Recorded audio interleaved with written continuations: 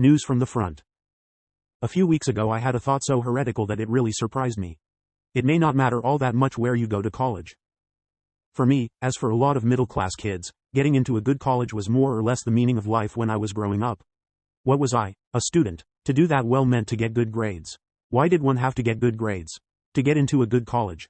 And why did one want to do that? There seemed to be several reasons. You'd learn more, get better jobs, make more money. But it didn't matter exactly what the benefits would be. College was a bottleneck through which all your future prospects passed. Everything would be better if you went to a better college. A few weeks ago I realized that somewhere along the line I had stopped believing that. What first set me thinking about this was the new trend of worrying obsessively about what kindergarten your kids go to. It seemed to me this couldn't possibly matter. Either it won't help your kid get into Harvard, or if it does, getting into Harvard won't mean much anymore. And then I thought, how much does it mean even now? It turns out I have a lot of data about that. My 3 partners and I run a seed-stage investment firm called Y Combinator. We invest when the company is just a couple guys and an idea. The idea doesn't matter much, it will change anyway. Most of our decision is based on the founders. The average founder is 3 years out of college. Many have just graduated, a few are still in school. So we're in much the same position as a graduate program, or a company hiring people right out of college. Except our choices are immediately and visibly tested. There are 2 possible outcomes for a startup: success or failure, and usually you know within a year which it will be. The test applied to a startup is among the purest of real-world tests. A startup succeeds or fails depending almost entirely on the efforts of the founders. Success is decided by the market. You only succeed if users like what you've built. And users don't care where you went to college. As well as having precisely measurable results, we have a lot of them. Instead of doing a small number of large deals like a traditional venture capital fund, we do a large number of small ones. We currently fund about 40 companies a year, selected from about 900 applications representing a total of about 2,000 people. 1. Between the volume of people we judge and the rapid, unequivocal test that's applied to our choices, Y Combinator has been an unprecedented opportunity for learning how to pick winners. One of the most surprising things we've learned is how little it matters where people went to college. I thought I'd already been cured of caring about that. There's nothing like going to grad school at Harvard to cure you of any illusions you might have about the average Harvard undergrad. And yet Y Combinator showed us we were still overestimating people who'd been to elite colleges. We'd interview people from MIT or Harvard or Stanford and sometimes find ourselves thinking, they must be smarter than they seem. It took us a few iterations to learn to trust our senses. Practically everyone thinks that someone who went to MIT or Harvard or Stanford must be smart. Even people who hate you for it believe it. But when you think about what it means to have gone to an elite college, how could this be true? We're talking about a decision made by admissions officers, basically, HR people, based on a cursory examination of a huge pile of depressingly similar applications submitted by 17-year-olds. And what do they have to go on?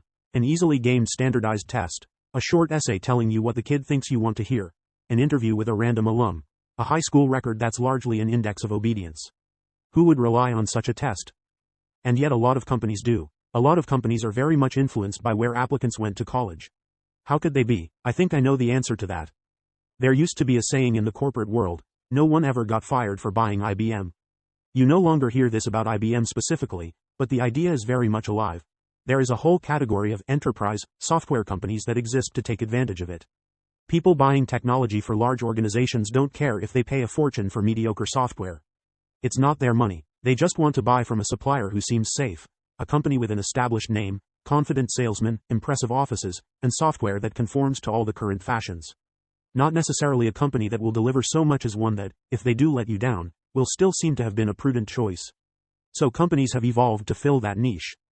A recruiter at a big company is in much the same position as someone buying technology for one. If someone went to Stanford and is not obviously insane, they're probably a safe bet. And a safe bet is enough. No one ever measures recruiters by the later performance of people they turn down. 2.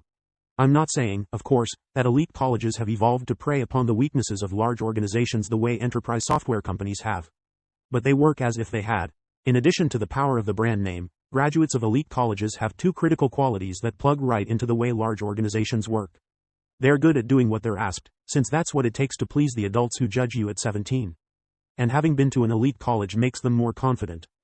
Back in the days when people might spend their whole career at one big company, these qualities must have been very valuable. Graduates of elite colleges would have been capable, yet amenable to authority. And since individual performance is so hard to measure in large organizations, their own confidence would have been the starting point for their reputation. Things are very different in the new world of startups. We couldn't save someone from the market's judgment even if we wanted to. And being charming and confident counts for nothing with users. All users care about is whether you make something they like. If you don't, you're dead. Knowing that test is coming makes us work a lot harder to get the right answers than anyone would if they were merely hiring people.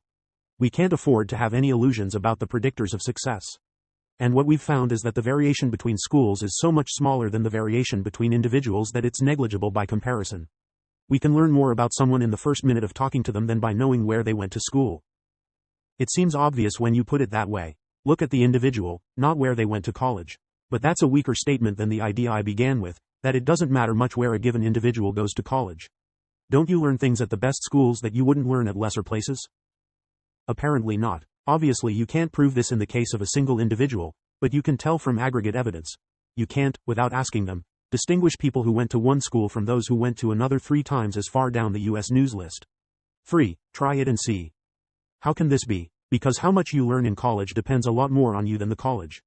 A determined party animal can get through the best school without learning anything. And someone with a real thirst for knowledge will be able to find a few smart people to learn from at a school that isn't prestigious at all. The other students are the biggest advantage of going to an elite college. You learn more from them than the professors. But you should be able to reproduce this at most colleges if you make a conscious effort to find smart friends.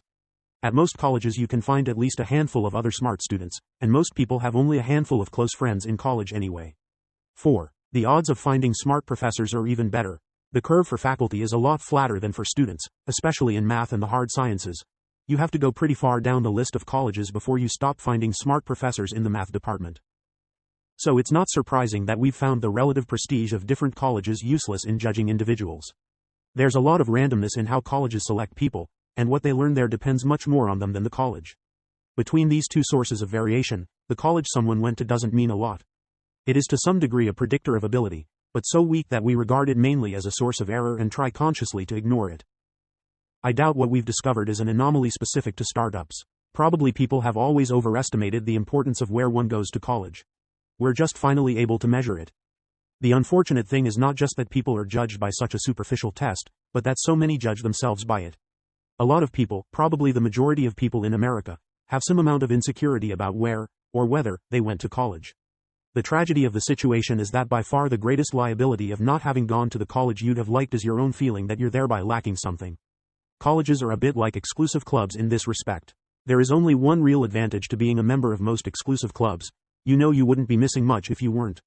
When you're excluded, you can only imagine the advantages of being an insider. But invariably they're larger in your imagination than in real life. So it is with colleges. Colleges differ, but they're nothing like the stamp of destiny so many imagine them to be. People aren't what some admissions officer decides about them at 17. They're what they make themselves. Indeed, the great advantage of not caring where people went to college is not just that you can stop judging them, and yourself, by superficial measures, but that you can focus instead on what really matters. What matters is what you make of yourself. I think that's what we should tell kids. Their job isn't to get good grades so they can get into a good college, but to learn and do. And not just because that's more rewarding than worldly success. That will increasingly be the route to worldly success. Notes. 1. Is what we measure worth measuring? I think so. You can get rich simply by being energetic and unscrupulous, but getting rich from a technology startup takes some amount of brains. It is just the kind of work the upper middle class values. It has about the same intellectual component as being a doctor.